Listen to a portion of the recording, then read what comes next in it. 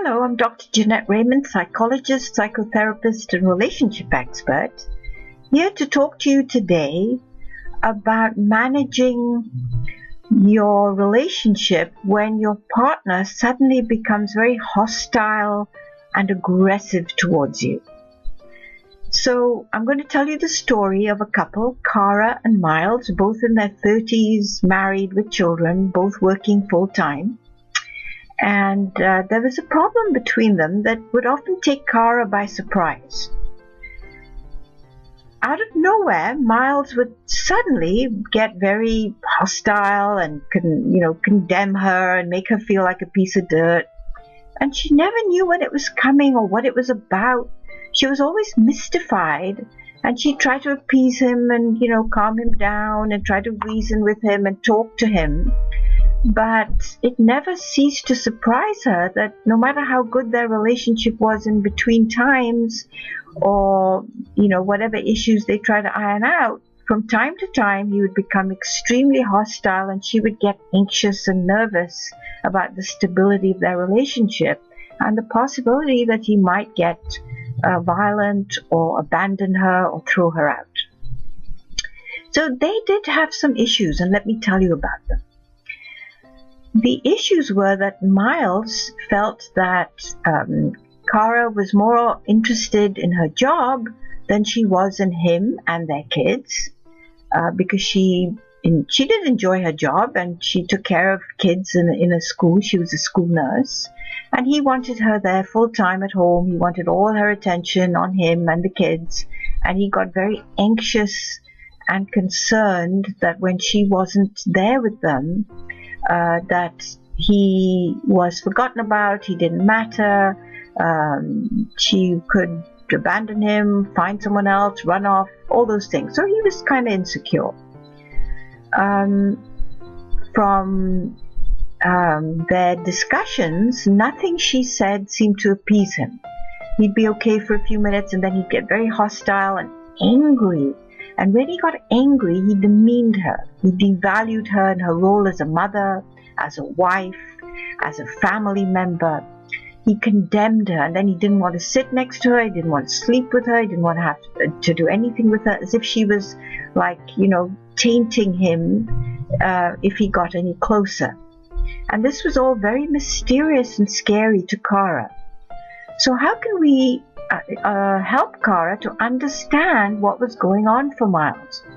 Well, there are 3 pieces of recent research, all of which came out earlier this year, 2016, that can help us and Cara and Miles understand what's going on. The first is in the area of personality.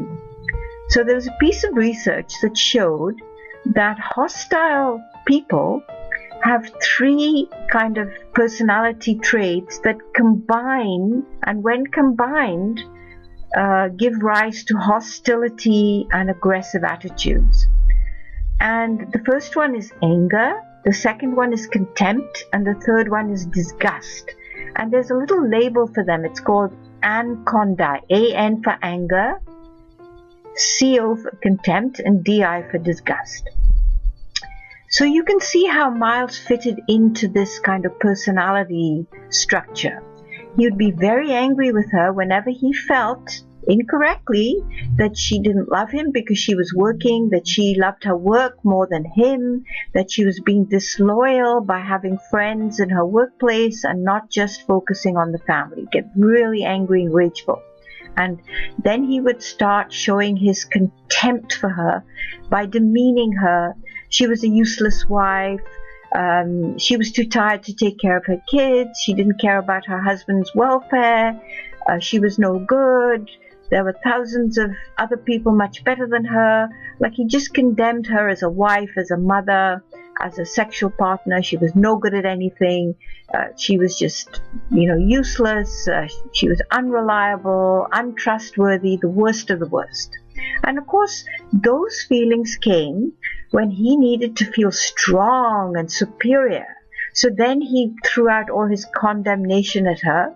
And of course, she would feel scared and ashamed and kind of just let it be. When he was angry, it came from a feeling that she was putting obstacles in his way. So every time she said, but look, this is my job, I like it, I need to have something that gives me my self-respect and dignity, I need to have something outside my family that makes me fulfilled, he would interpret that as an obstacle to him getting her all for himself, and then he would get angry. Now his feelings of disgust for her, where he didn't want to sit next to her, he didn't want to sleep with her, he didn't want to touch anything she touched, he would take his kids and say, let's leave mommy alone, that she's disgusting in some way. That came from a feeling that her views about wanting a life outside of him made him feel that he was being contaminated by these views about family life and individuality that did not mesh. So he was the perfect candidate for the anaconda: anger, condemnation, and disgust. Anger when his obstacles were being placed in front of him, condemnation when he needed to feel strong and superior and better than her, and disgust when he felt tainted by her view of wanting to be fulfilled. Okay, so that describes Miles's experience and why he gets hostile and forceful, but it doesn't quite tell us how that happened. How did he get to be like that? So the second piece of research is about what goes on in the brain, and psychiatrists have found that there's a certain part of the brain which we use for reasoning and logic and judgment, right in the front cortex, which is the higher order human context, that has a smaller volume. It's much smaller in people with hostility than it is in other people. And so they have less capacity to be reasonable and to take everything into account and to control themselves and not be so hostile and aggressive. The third piece of research is about why their brain size is smaller. Like, how did that happen? And again, the psychiatrists have discovered that children who grew up in a history of emotional trauma, their growth was stunted. They didn't learn how to control their impulses. They didn't learn how to marry their emotional experience with reason and judgment and thought and thinking about consequences and expressing feelings. They were like, their trauma made them freeze. So they were frozen in time. So other parts of their intellect and development raced ahead as normal. But this part, where you have to kind of marry your emotions and your intellect, it kind of froze.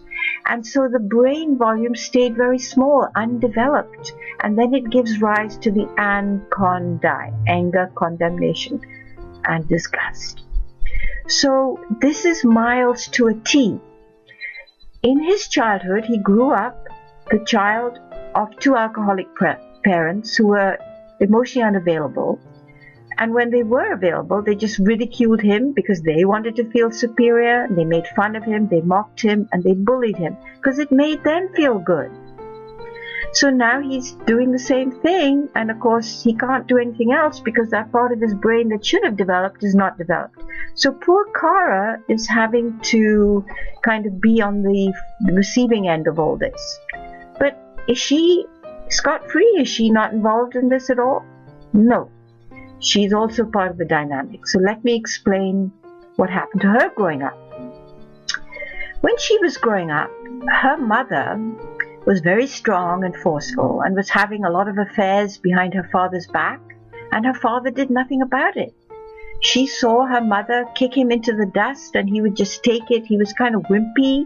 So she grew up thinking that men are people you can walk all over, you can do whatever you like, they're not going to hit back, they're weak, they're, very dependent on the women, they let the women take over and make all the decisions. So when she married Miles, she thought he was going to be like her dad. And whenever he came out with one of these hostile outbursts, she was terrified because she'd known nothing like it. To her, men were quiet, wimpy, doormats, who let the women do whatever they want, even though it demeaned them, it humiliated them, and it made them feel bad as people.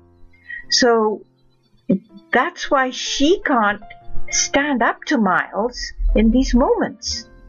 She's frozen, and she can't reason with him later because he's not in a place to be able to be reasoned with. So here's how I helped them in therapy. First, I helped Kara to become a little bit more assertive, to feel okay about saying her feelings, sticking to her own ground without being disrespectful or afraid. So that's her trajectory. Miles' trajectory is very different. With him, I had to work on his processing his traumas of childhood, humiliation, bullying, ridicule, emotional abandonment. He had to learn to trust me as a reliable, available, consistent, nurturing substitute parent. And that took a long time.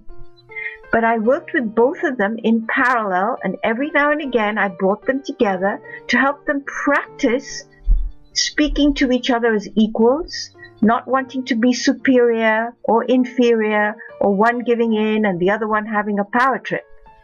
It's a long, long process because it comes from early childhood, and our brains have to unlearn and relearn. But in really good therapy, like I was offering the two of them, both of them get to undo their traumas, relearn, get reparented, get properly nurtured, and then they're available for a loving, equal relationship where hostility has no place. So I'd love to know your experiences and what you think of the video. Share whatever you want. I'll be happy to respond, and see you next time.